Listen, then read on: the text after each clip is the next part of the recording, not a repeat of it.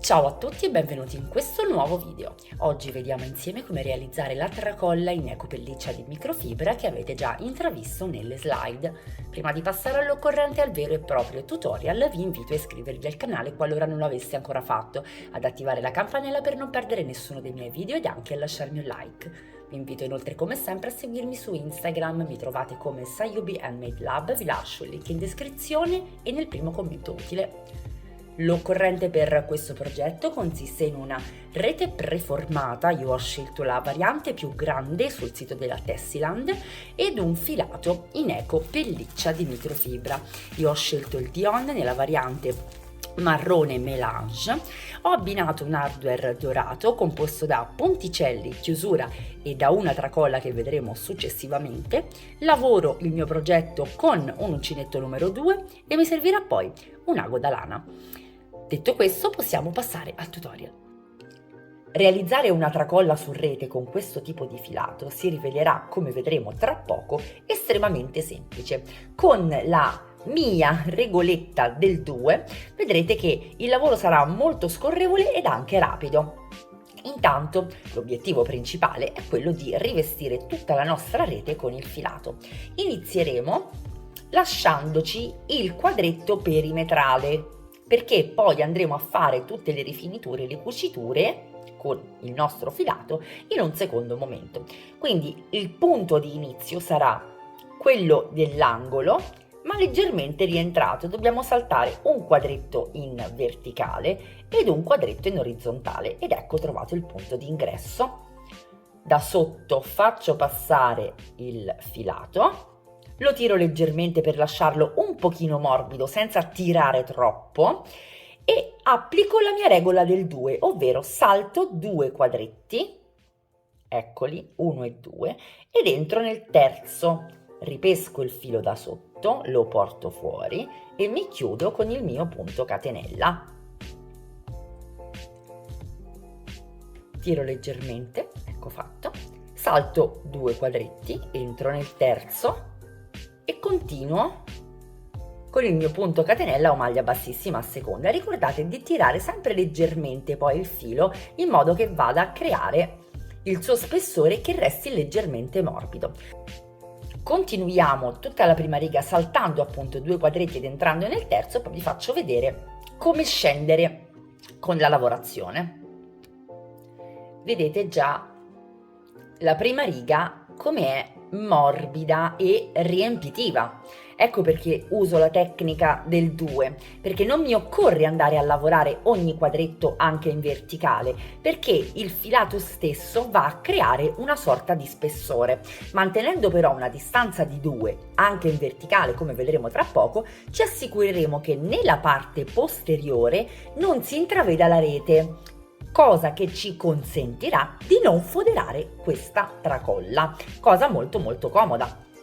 A questo punto, tecnica del 2, da dove siamo usciti saltiamo 2 quadretti ed entriamo nel terzo, quindi dobbiamo sempre saltare 2 quadrettini, sia in orizzontale che in verticale, e piano piano continuiamo sulla nostra riga.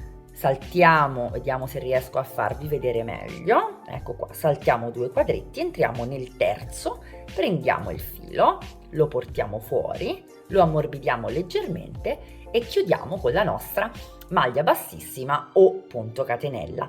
Vedete già come non si vede assolutamente la rete al di sotto. Se andiamo a guardare il rovescio del lavoro, stesso discorso, non si vede assolutamente la rete. Quello che dobbiamo fare ora è continuare con la tecnica del 2, quindi saltando sempre 2 quadrettini per inserirci nel terzo, sia in orizzontale proseguendo tutta la riga che in verticale, quindi arrivati alla fine saltiamo 2 quadrettini ed entriamo nel terzo, per tutta la nostra rete. Quando ci troviamo nei punti un pochino più critici, ovvero dove abbiamo dei piccoli triangolini dove il filato non riesce a passare, semplicemente ometteremo il passaggio. Un altro vantaggio enorme che ha questo filato è quello di nascondere, di camuffare anche qualche piccola imprecisione. Questo cosa vuol dire? Vuol dire che se dovessimo per sbaglio andare a saltare un quadrettino o ad aggiungerne un altro alla nostra lavorazione, oppure se con la tecnica del 2 non dovessero tornarci i conti per inserirci con l'uncinetto, aggiungeremo o toglieremo un quadratino senza che si veda assolutamente nulla. Vi lascio continuare per tutta la nostra rete e ci vediamo tra poco. Rivestita la nostra tracolla, andiamo a posizionare l'hardware e cominciamo dai ponticelli che andranno posizionati più o meno al centro dei nostri laterali. Adesso l'altezza dall'estremità la scegliete voi, io vi consiglio di non andare troppo verso il basso, mantenendoci infatti un pochino verso l'alto senza andare però a intralciare il margine. Quindi ho saltato 3 quadrettini ed ho apposto il mio ponticello. Lo stesso farò dall'altro lato. Successivamente andremo a coprire con una porzione del nostro filato queste piccole imperfezioni, quindi copriremo assolutamente la parte visibile del retro del ponticello. Ora andiamo a occuparci della chiusura vera e propria, creando una simulazione di assemblaggio in questo modo. Ecco qua. Da qui riusciamo a capire più o meno qual è l'altezza dove andrà la nostra parte inferiore della chiusura. Per non sbagliarmi, vado a marcarla semplicemente per un istante con l'ago, in modo da capire subito qual è l'altezza dove andare ad apporre la mia chiusura. A questo punto misuro la lunghezza complessiva del mio pannello, che è 27, e a questa misura sottraggo la misura della mia chiusura, che è 4. 27 meno 4 fa 23 e divido il 23 per 2. 23 diviso 2 fa 11,5 e 11,5 saranno i centimetri che dovranno intercorrere fra l'estremità ultima della mia tracolla, della mia rete, e l'inizio della chiusura. Posizionando infatti la chiusura a 11,5 cm, scoprirete che anche dall'altro lato restano appunto 11,5 cm. Questo naturalmente vale per il tipo di rete che ho utilizzato io. Ovviamente, scegliendo un'altra rete più piccolina, basterà semplicemente effettuare lo stesso calcolo per trovare il numero di centimetri che devono intercorrere fra le estremità e l'inizio e la fine della chiusura. In questo modo sarete assolutamente certi di aver beccato il centro. Posiziono intanto la chiusura e poi procediamo all'assemblaggio. Per individuare il punto dove inserire la chiusura nella parte superiore è sufficiente montarla nella parte inferiore e chiudere la patella. Ora abbiamo precisamente il punto dove andare a fissarla. Possiamo già marcarcelo, come faccio io, come al solito ormai col mio ago, e poi procedo all'assemblaggio appunto della parte superiore della chiusura. La chiusura è montata, iniziamo ora ad assemblare la nostra tracolla. Per farlo prendiamo l'ago da lana con il filato di lavorazione e cominciamo a far combaciare, vedete qui, la rete in questo modo.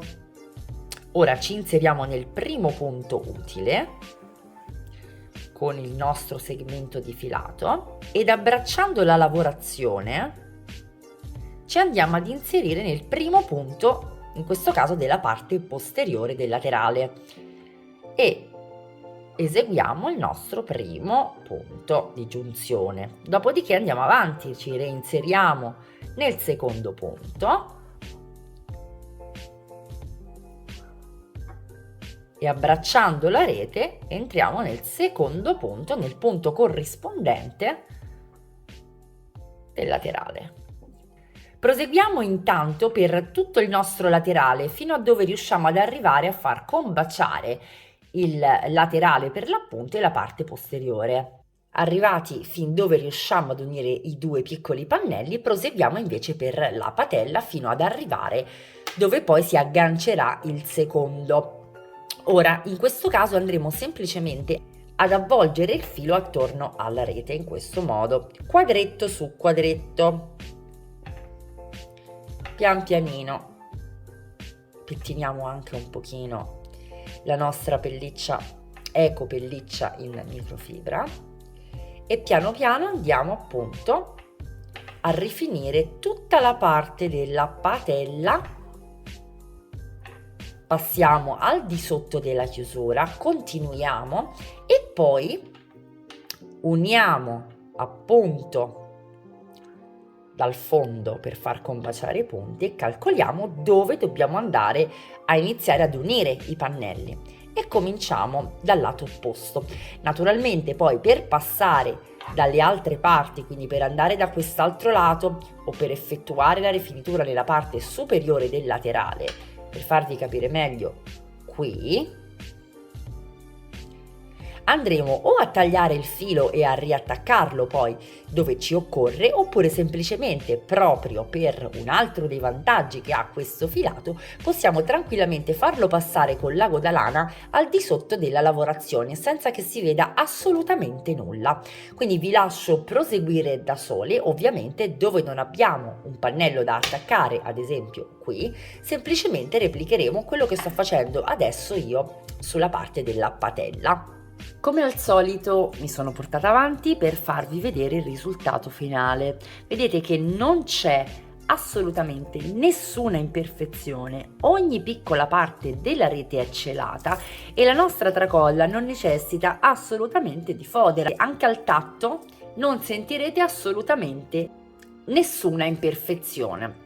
Io ho inserito un manico in palette naturalmente per farvi vedere davvero quanto è carina. In questo modo abbiamo un indosso a braccio, se vogliamo. Naturalmente poi andando a cambiare la tracolla, mettendoci ad esempio una bella catena sempre dorata, sicuramente l'indosso sarà differente.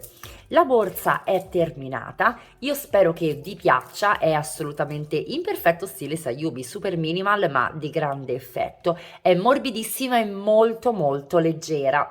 Io spero che questo tutorial vi sia piaciuto e vi invito a iscrivervi al canale qualora non lo aveste ancora fatto, ad attivare la campanella per non perdere nessuno dei miei video ed anche a lasciarmi un like. Vi invito inoltre come sempre a seguirmi su Instagram, mi trovate come Sayubi Handmade Lab, vi lascio il link in descrizione e nel primo commento utile.